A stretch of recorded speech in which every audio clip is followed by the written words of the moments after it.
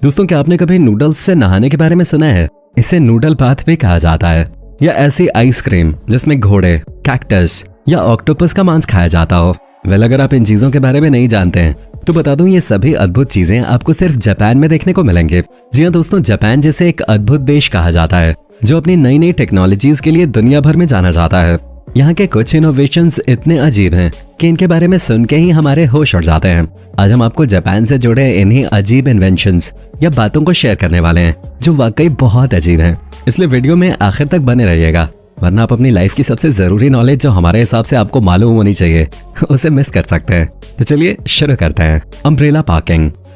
दोस्तों, आज तक आपने व्हीकल्स की पार्किंग के बारे में सुना होगा, लेकिन आज हम आपको जापान की एक अलग ही पार्किंग के बारे में बताने जा रहे हैं जिसे अम्ब्रेला पार्किंग के नाम से जाना जाता है। दरअसल इंडिया या दुनिया के दूसरे देशों में बारिश के मौसम में आप अपने अम्ब्रेला यानी छाते को लेकर कहीं भी आ जा सकते हैं, यहाँ तक कि किसी के घर या बिल्डिंग में भी। लेकिन जापान में ऐसा नहीं है।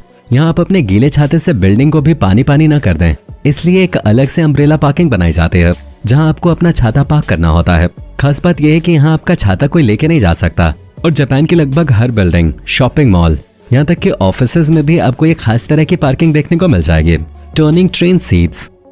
हम में से ज्यादातर लोग जब सफर में जाते हैं तो उन्हें बेचैनी होती है, जिस वजह से कई बार लोग उल्टियां कर रास्तों और व्हीकल्स को गंदा करने का काम करते हैं। लेकिन जापान ने इस समस्या से निपटने के लिए भी उपाय ढूंढ लिया है, और इस उपाय का नाम है टर्निंग ट्रेन सीट्स। देखिए, जब भी हम सफर में जाते हैं तो हमें मोशन की वजह से जी में चलने जैसी समस्याएं होती हैं, और ये मोशन सिकनेस होती है डायरेक्शन के कारण। इसीलिए जापान ने अपनी लोकल ट्रेन्स में ऐसी सीट्स बनाई हैं जो एक डायरेक्शन से दूसरे डायरेक्शन में आसानी से मुड़ सकती हैं। इतना ही नहीं, ये कुर्सियां फोल्ड भी हो जाती हैं। अब अगर यहाँ किसी को एक डायरेक्शन में कुछ बेचैनी होती है तो वो अपनी डायरेक्शन बदलकर अपनी बेचैनी को कम कर सकता है। Nap at work. भाई, अगर हमारे देश में किसी एम्प्लॉय को काम पे झपकी लेते पाया गया तो उसे काम से बाहर फेंक दिया जाएगा, लेकिन जापान में ऐसा नहीं है। यहाँ काम के वक्त हल्की सी नींद लेने को अच्छा माना जाता है, या यूं कह लीजिए कि इसे हार्ड वर्क की निशानी माना जाता है। इसलिए जापान में काम के बीच में हल्की सी नींद हर कोई लेता है और उसे काम से निकाला भी नहीं जाता। कमाल की बात है, इसे हमारे यहाँ तो गुनाह करार कर देते हैं। Vending machine. दोस्तों, जापान में इतनी वेंडिंग मशीन्स हैं कि अगर इसे वेंडिंग मशीन्स वाला देश कहें तो गलत नहीं होगा। इसीलिए तो कहते हैं कि जापान में शॉपिंग करना बहुत आसान है। यहाँ आप कभी भी कहीं भी शॉपिंग कर सकते हैं। यहाँ लगभग हर जगह आपको वेंडिंग मशीन्स देखने को मिल जाएंगे जिनसे आप अपनी पसंद का हर सामान खरीद सकते हैं। अब खाने पीने का सामान तो छोड़िए, यहाँ तो आप वेंडिंग मशीन्स के जरिए डॉग्स भी खरीद सकते हैं।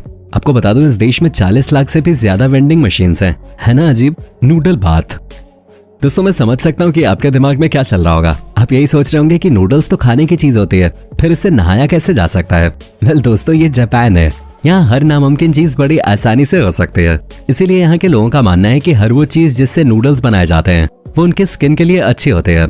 इसीलिए यहाँ के लोग वीक में एक बार तो नूडल बाथ, वाइन बाथ या बियर बाथ लेते नजर आ जाएंगे। अजीब है लेकिन सच है। वैसे आप लेना चाहेंगे नूडल बाथ? कमेंट करके जरूर बताइएगा। Doll village.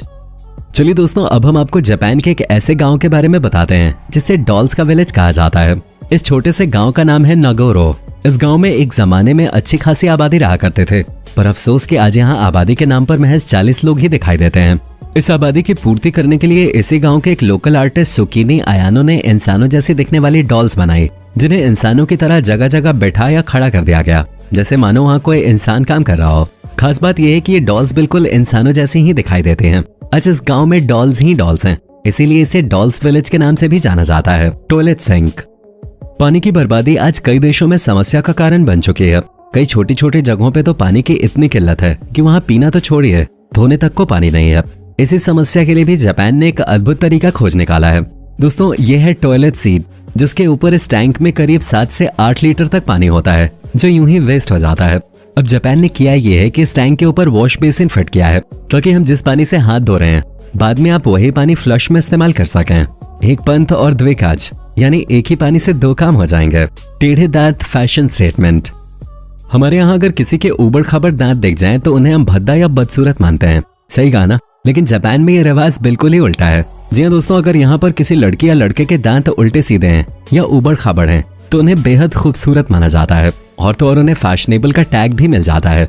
आज के टाइम में जापान की ज्यादातर लड़कियां खुद को खूबसूरत दिखाने के लिए अपने दांतों को उल्टा सीधा करवाने में लगे हुए हैं। अब बताइए, है ना जापान एकदम अलग, एकदम अजीब। Kids clean their own school. भाई हमारे यहाँ अगर बच्चा हाथ में झाड़ू लेकर स्कूल से एक जाला भी निकाल दे तो अगले दिन पूरी की पूरी मीडिया उसी स्कूल में पहुंच जाते हैं और स्कूल प्रशासन का जीना हराम कर देती है।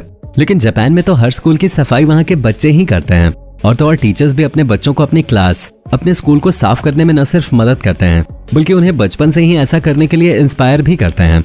यहाँ तो एक लेक्चर क्लास, घर और देश को साफ बनाने पे भी लगाया जाता है। यही वजह है कि आपको जापान के हर स्कूल में बच्चे सफाई करते नजर आ जाएंगे। सिर्फ क्लासरूम ही नहीं, टॉयलेट्स की भी सफाई बच्चे खुद ही करना पसंद करते हैं। वैसे सही भी है क्योंकि यहीं से तो बच्चे अपने देश और घर को साफ रखना सीखेंगे।